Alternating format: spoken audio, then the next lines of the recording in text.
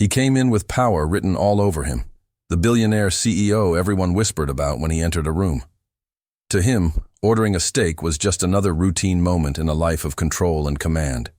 But to the waitress serving him, a black woman working long hours to survive, this night was different.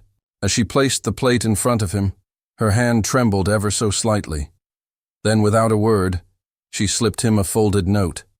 At first, he almost brushed it aside. But the second his eyes scanned the words, his entire world stopped cold. What could a simple waitress possibly write that would shatter a billionaire's confidence in seconds? The restaurant glowed with soft, golden light, a carefully designed illusion of warmth and welcome. Expensive crystal chandeliers hung above, their delicate shimmer reflecting off polished mahogany tables. Each table carried more than just meals. It carried quiet negotiations, whispered betrayals, and the silent weight of wealth that most would never touch in a lifetime. It was a place where only the most powerful gathered, where the elite dined, behind velvet curtains, and where servers like Amara Johnson slipped silently between tables, unseen but ever present. Amara's hands were calloused from years of work. Her uniform, crisp white shirt, black vest, and polished shoes hid the truth of her exhaustion. She had been on her feet since sunrise, juggling her job at the restaurant with caring for her younger brother at home. To the wealthy patrons, she was invisible, the girl who brought their drinks, cleared their plates, bowed her head when they barked commands. But Amara was not invisible to herself.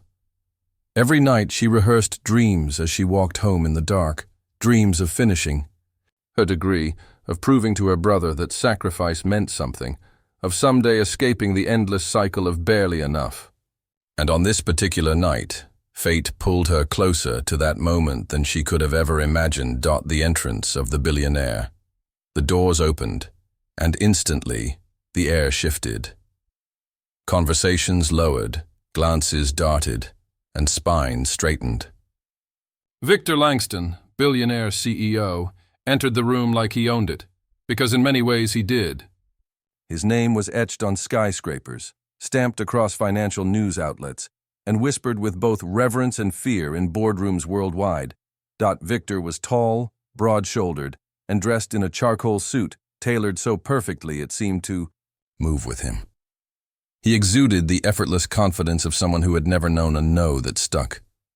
Behind him trailed his entourage, assistants, advisors, bodyguards, but even they seemed dim compared to the force of his presence. The maitre d' nearly stumbled over himself to greet Victor, bowing slightly as he guided him to a private table near the back. Victor didn't notice. He rarely noticed people unless they had something he wanted. And tonight, all he wanted was a steak. Amara's perspective. From the kitchen door, Amara spotted him instantly. She knew who he was, of course.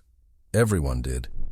The billionaire who controlled companies with a signature, the man whose fortune could erase her family's struggles 1,000 times over. But what struck her wasn't his money, nor the whispers of admiration rippling through the room. What struck her was his loneliness. His table, though long and set for several, had only him seated at its center. His phone buzzed constantly. His assistants leaned in to whisper updates, but he dismissed them with an impatient wave. His wealth had built walls around him so high that even in a crowded room, he sat in isolation. Amara approached carefully. Balancing the polished tray in her hand, she could feel her heartbeat in her throat. This was not just another customer.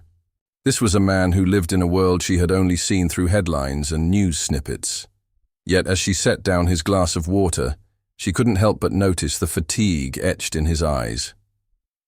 "Your server will be with you shortly," she said softly. But Victor looked up at her, and for a fleeting second, something passed between them, a flash of recognition. Not of her face, but of her humanity. The weight of the note all evening. Amara moved from table to table, but her eyes kept drifting back to Victor. Each time she passed, she felt the folded piece of paper in her pocket pressing against her leg, like a secret begging to be told. She had written it during her short break earlier that day. At first, it was just a burst of courage scribbled onto a napkin. Then it became a thought she couldn't shake. It wasn't a plea for money, though God knew her family needed it. It wasn't an act of defiance against the hierarchy of wealth. It was something deeper, born from months of watching powerful men dismiss those who served them, from her own struggle to keep her brother from slipping through the cracks of a world stacked against them. The note carried a truth Victor Langston had to hear, whether he liked it or not. And now, as she prepared to deliver his steak, her hand trembled around the plate. She knew she was crossing a line. She knew the risk. A wealthy man's pride could crush her in seconds. A single complaint could cost her job, her stability, her already fragile grasp on survival. But sometimes the cost of silence was greater. Victor's state of mind. What Amara didn't know was that Victor Langston, for all his billions, was on. The edge of collapse. His empire was vast, but his nights were empty. He carried secrets heavier than his fortune, and though the world praised his brilliance, it never saw the man who stared at hotel ceilings at 3 a.m., wondering when success had turned into suffocation. That night, as he ordered his meal, he felt particularly weary. The steak wasn't just food. It was ritual, a brief moment of control in a life that demanded too much. So when Amara approached, her hand slightly trembling, his first instinct was irritation. He had no patience for weakness, no tolerance for mistakes. But then she slipped. The folded note beneath the edge of his plate. No words, no explanation, just a quiet act of defiance, or perhaps of courage. Victor's brow furrowed as he picked it up. He considered tossing it aside, dismissing it as another nuisance, but something in her eyes stopped him. Something steady, unafraid, even as her hands betrayed her nerves. And for the first time in a long time, Victor Langston was curious. Amara's world outside the restaurant. Every step that led to this moment had been carved by struggle. Amara had grown up in the city's forgotten corners, where opportunity was scarce and survival was an everyday task. Her mother had worked 2 jobs until her health gave out, and Amara had been forced to grow up quickly, raising her younger brother Malik as both sister and parent.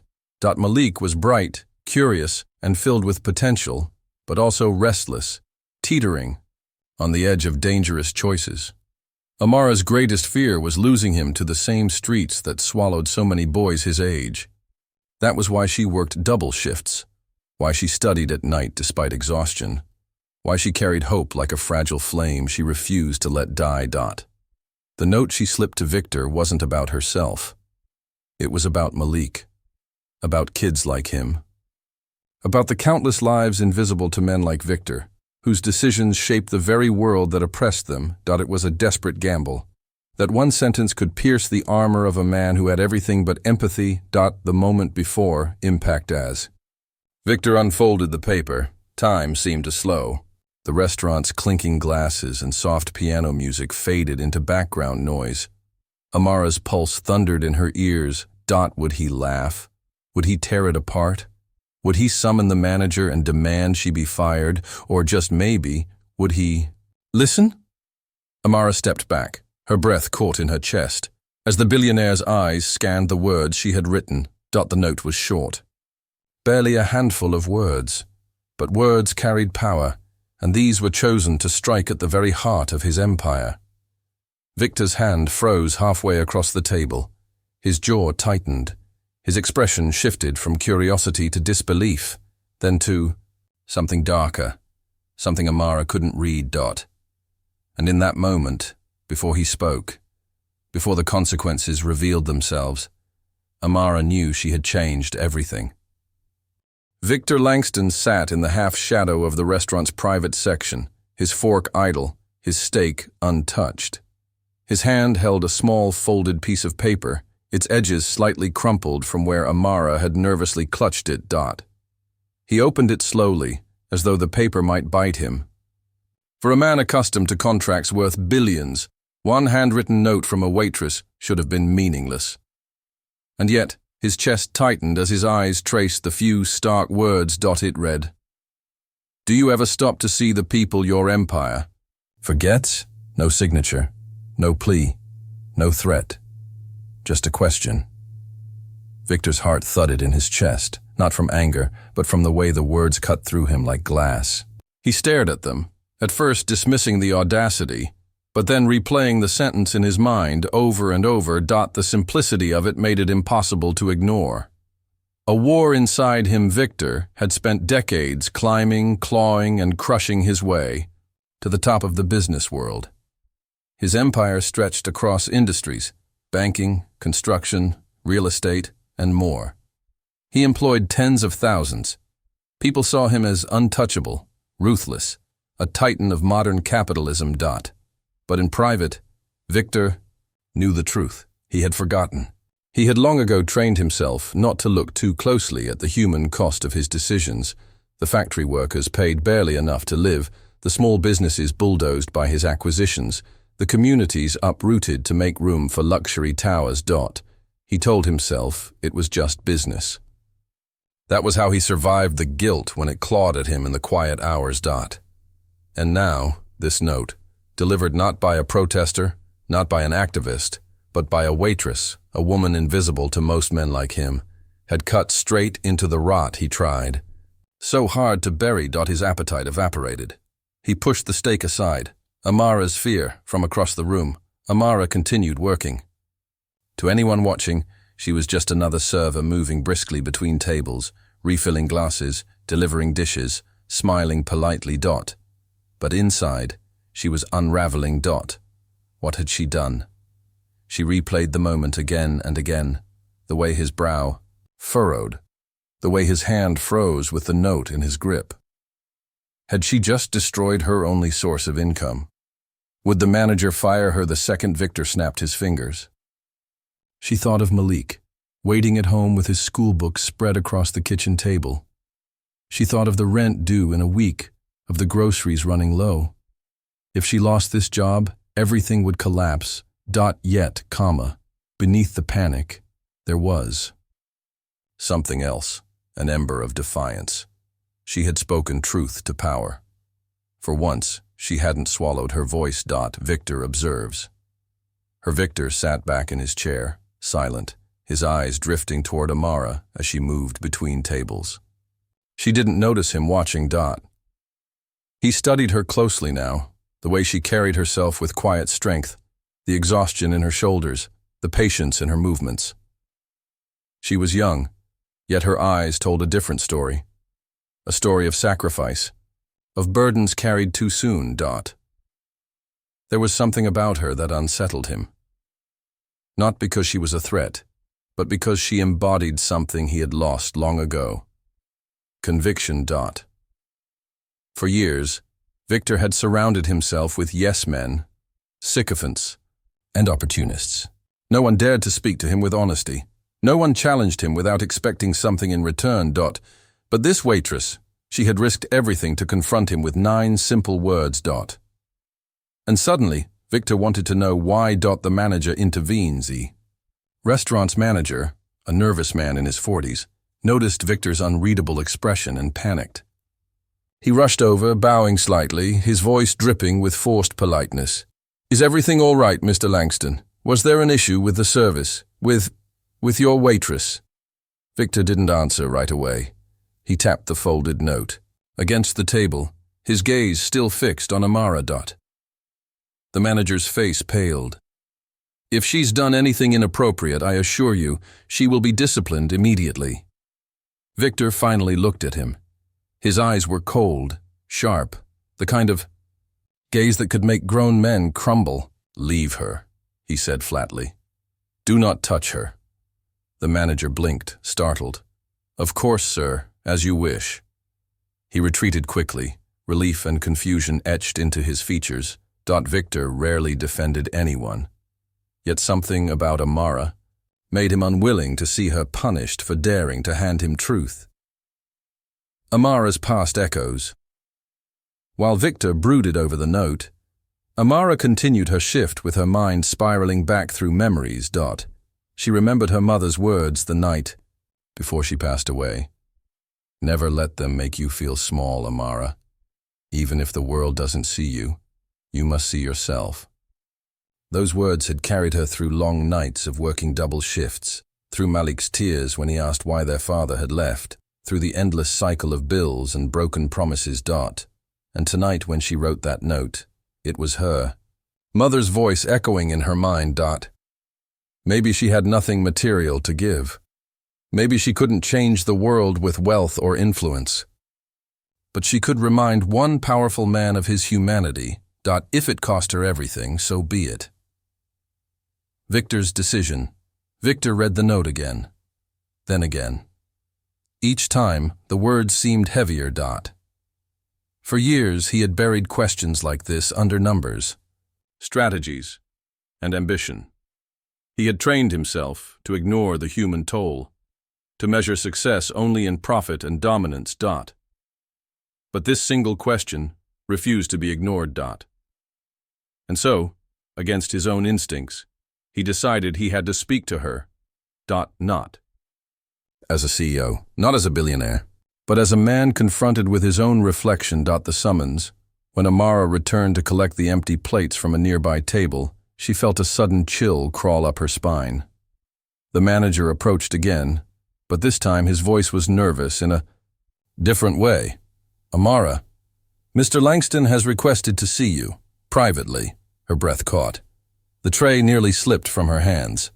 Every possible outcome rushed through her head, humiliation, firing, even legal trouble. But there was no escape now. She nodded slowly, set the tray down, and straightened her uniform. Her palms were sweating, but she forced herself to walk steadily. Toward Victor's table.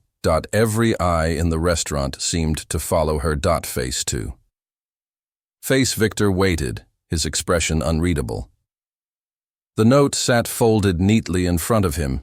Amara stopped at the edge of his table, her heart pounding so hard she was sure he could hear it. For a moment, silence stretched between them. The billionaire titan and the waitress, staring across a polished mahogany table that felt like a chasm between worlds. Finally, Victor slid the note toward her. You wrote this, he said softly. His voice was calm, but there was weight in it, a gravity that made her chest tighten. Amara nodded once, her throat dry. She didn't trust her voice. Victor studied her for a long moment. Then, in a tone that carried no anger, no arrogance, only curiosity, he asked, "Why did you give this to me?" Rising pressure. The question hit Amara harder than any insult. Could have. She had expected rage, dismissal, mockery. But instead, he had asked her to explain herself. And now, with the entire restaurant buzzing in the background, she had to find the courage to answer. She opened her mouth, then closed it. Again, her hands trembled slightly, but she clenched them together at her waist, steadying herself. Because this was her chance. Not just for herself, but for Malik, for her mother's memory, for every unseen person struggling under the weight of men. Like Victor. So she drew in a slow breath and prepared to speak the truth that might change everything. Amara stood stiffly at Victor Langston's table, the weight of his question pressing down on her. The bustling noise of the restaurant dimmed in her ears, replaced by the heavy thrum of her heartbeat. His gaze was steady, expectant. Not the glare of a man ready to destroy her, but the piercing stare of someone unwilling to be lied to. Why did you give this to me? The note sat between them like a blade. Amara hesitated, but then something inside her broke free. For too long she had swallowed her truth to survive. Tonight, she could not. The truth breaks. Through her voice came out low at first, trembling but gaining strength as she spoke. Because men like you never look down. You sit at the top of the world, building towers so high they block out the sun. For the rest of us. My mother worked 3 jobs until her body gave out and no one cared. My little brother studies by candlelight because the rent eats up the money for electricity. And every time you make a decision, every time you chase another billion, people like us pay the price. Her throat tightened, but she forced herself to continue. I wanted to remind you that we exist, that your empire has faces, that behind every dollar you earn there are lives you've forgotten. The words poured out like water breaking through a dam. She had expected to feel fear, but instead, what filled her chest was fire. The restaurant freezes around them. The restaurant seemed to slow. Patrons pretended not to listen but leaned closer.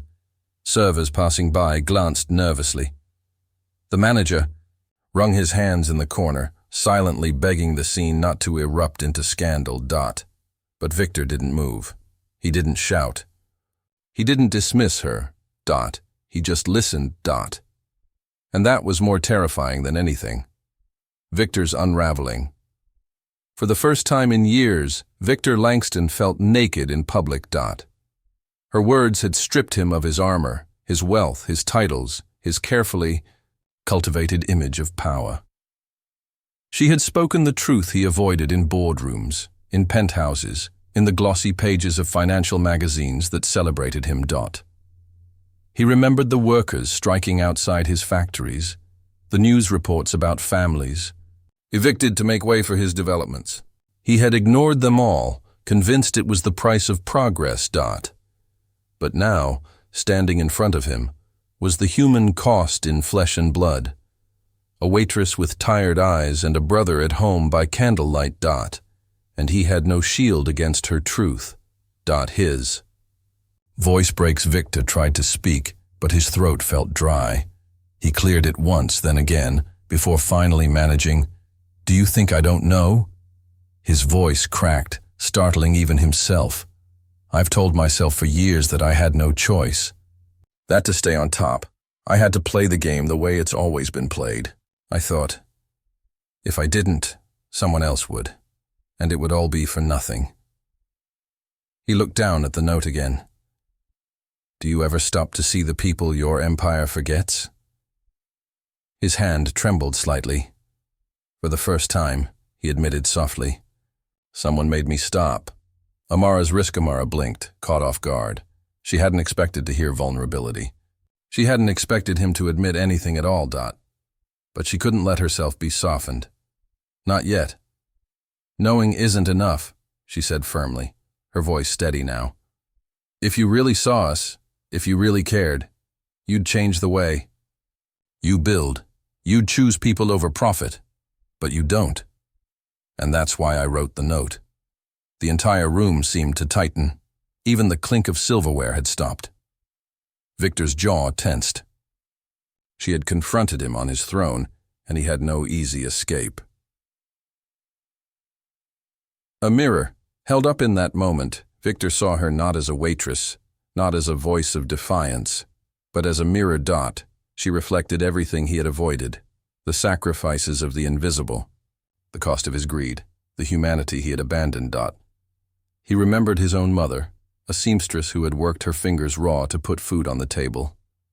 He remembered the shame in her eyes when she couldn't afford his school books. He had sworn as a boy that he would climb so high he'd never feel powerless again. And he had succeeded. But in that climb, he had trampled over people just like her mother, just like her. The realization carved through him like a knife. Breaking point. Victor pushed back his chair slowly, the legs scraping the polished floor. The sound made everyone flinch. He stood, towering above her, and for a heartbeat Amara thought this was it, her humiliation, her undoing.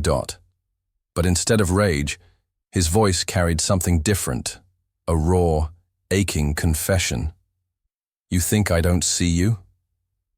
The truth is, I stopped, letting myself see, because if I did, I'd have to admit that I've become the very thing I once despised, and I don't know how to live with that." The restaurant held its breath. The collapsed Victor sat back down heavily, his hand pressed to his forehead. The man who never bent, who never faltered in public, now looked broken. Amara stared, unsure whether to feel pity or anger. He had power she couldn't dream of. Yet here he was, unraveling because of a single note. And in that moment, the balance of power shifted. The billionaire was no longer untouchable. He was human. The question turned back. Victor lowered his hand and looked at her, his eyes wet but unflinching. "You've given me your truth," he said. "Now tell me this, if you had my power, what would you do?" The question hit her harder than any accusation. She hadn't expected him to ask. She hadn't prepared an answer. But then she thought of Malik. She thought of her mother's tired smile, of the neighbors who worked just as hard, yet remained trapped in poverty. And she spoke without hesitation. "I would build in a way that lifted people, not buried them. I would use every brick, every dollar to prove that progress doesn't have to crush the ones at the bottom. If I had your power, I would remember the faces." Silence before the storm. Victor closed his eyes for a long moment. When he opened them again, something had changed. It wasn't defeat. It wasn't arrogance. It was resolve. For the first time in decades, he felt the stirrings of the boy he used to be, the one who had once wanted to make his mother proud. And he realized that this woman, this waitress, had just handed him the one thing no one else had ever dared to, the chance at redemption. The climax ends. The room still buzzed with the unspoken weight of their exchange, but Victor no longer cared about the stares, the whispers, or the judgment. He leaned forward, his voice quiet but sharp enough to pierce the silence. "You've forced me to see what I tried to bury. And now that I've seen, I can't unsee it." His words carried no threat, no dismissal, only a dangerous promise, dangerous not to her, but to the world he had built. And in that moment, Amara realized she had done the unthinkable. She had made the untouchable bend. The restaurant had been a theater of tension moments earlier, but now silence reigned like a heavy curtain. The exchange between Amara and Victor had shifted the air in the room. The diners whispered behind menus. The staff hovered anxiously. But no one dared interrupt. Victor Langston, the billionaire who commanded boardrooms with iron authority, sat humbled before a waitress. And Amara, who had walked into her shift with aching feet and quiet resignation, now stood tall, her courage written into every breath she took. It was not just a note anymore. It was a turning point. Victor's transformation begins. Victor picked up the small folded paper again, his thumb brushing over the words as if engraving them into his memory. "Do you ever stop to see the people your empire forgets?" He tucked it carefully into his jacket pocket, not as evidence of rebellion, not as something to crush or punish, but as a reminder. When he lifted his eyes again, they weren't the same. Cold, detached eyes that had once dismissed countless workers, tenants, and employees. Now they carried weight. A decision was forming in them. "Thank you," he said simply. 2 words. Quiet. But they carried an echo that seemed to ripple through the room. Amara's confusion. Amara blinked, unsure if she had heard correctly. Gratitude was not what she expected. She had braced for anger, for threats, for the crushing consequences of daring to confront a man like him. Instead, he had said, "Thank you." It disarmed her more than fury ever could. "I don't need your thanks," she finally managed, her voice steady but softer now. "I just needed you to know." Victor nodded, almost as if she had reminded him of something buried deep inside. The ripple effect. The other patrons began to slowly return to their meals, though many continued sneaking glances, sensing they had witnessed something unusual, something bigger than a simple dispute in a restaurant. The staff exhaled in relief. But Amara knew this was far from over. Conversations like this didn't just end. They planted seeds. And seeds, when given the right soil, could crack even the hardest stone. The days after, for Victor Langston, the encounter refused to fade. The note was no longer just a folded scrap of paper. It had become an anchor. He carried it everywhere. In meetings, in his office, even when boarding private jets, His hand often brushed against his jacket pocket, reassured by its presence. At night, when he returned to his penthouse overlooking the city, he found himself staring at the skyline differently. The towers no longer looked like monuments to progress. They looked like barriers, casting shadows over the neighborhoods below. And for the first time, he began to ask questions he had long avoided. What if she's right? What if I've built an empire on forgetting Amara's quiet resolve? Back at the D restaurant, life continued, though whispers about the night with Victor Langston circulated among the staff. Some warned Amara to be careful, that powerful men didn't like being challenged. Others admired her courage, though few believed it would change anything. Amara didn't fool herself into expecting miracles. She knew the world didn't bend for people like her. But in her heart, she carried one certainty. She had spoken her truth. And sometimes, truth had a way of echoing longer than anyone anticipated. The public shift weeks later, the media began buzzing with unexpected news. Victor Langston had announced sweeping changes across his companies. Housing projects would now allocate affordable units for working-class families. Factories would implement safer conditions and higher wages. Scholarships were being created for children of single-parent households, just like the one Amara had grown up in. At first, the EO world was skeptical. Critics accused him of performative charity. Analysts speculated about hidden business motives. But as the months unfolded, it became clear. This was not a hollow gesture. It was a reckoning. And it all traced back to a single night in a quiet restaurant. Victor reaches out. Amara was wiping down tables one evening when the manager approached nervously. "There's someone here to see you," he said, his voice tight with awe. She turned, and there he was. Victor Langston, not in a tailored three-piece suit, but in a simple blazer, no entourage, no cameras. He approached her with the same gravity as before, though this time there was no tension, only purpose. "I owe you more than a thank you," he said quietly. "That note, it didn't just stop me, it changed me." Amara stared at him, struggling to find words. "I didn't do it for you." "I know," he admitted.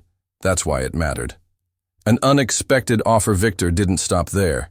He told her about the programs, the reforms, the changes underway. But then he extended something she never expected. "I want you to help me see what I can't. I need voices like yours, not yes-men in suits. People who remind me what's at stake." The offer stunned her. To sit in a room where decisions that shaped lives were made. To carry the weight of her community's struggles into places that had always ignored them. Her instinct was to say no. She wasn't a politician, a strategist, or an executive. She was a waitress, a sister, a daughter. But then she thought of Malik studying by candlelight. She thought of her mother's weary hands. She thought of all the people whose stories were never heard. And she realized maybe this was her chance to make sure they were. The emotional shift, tears welled in Amara's eyes, but she didn't let them fall. Instead, she stood a little taller, meeting his gaze with the same strength she had shown that night. "If I do this," she said, her voice firm, "it won't be as your token. It won't be for appearances. It'll be real. And it won't always be what you want to hear." Victor smiled faintly, but his eyes carried respect. "That's exactly why I'm asking." The long-term impact years later, people would point to that night in the restaurant as the catalyst for a transformation in Victor Langston's empire. What had once been a symbol of unchecked wealth became an example, imperfect, yes, but striving for balance between profit and people. For Amara, the journey was not easy. The boardrooms were hostile at times. Critics dismissed her. But she carried her note like a torch, reminding herself why she was there. And slowly, her influence spread. Programs lifted families. Workers' voices were heard. Neighborhoods once cast in shadows began to see light. The last scene.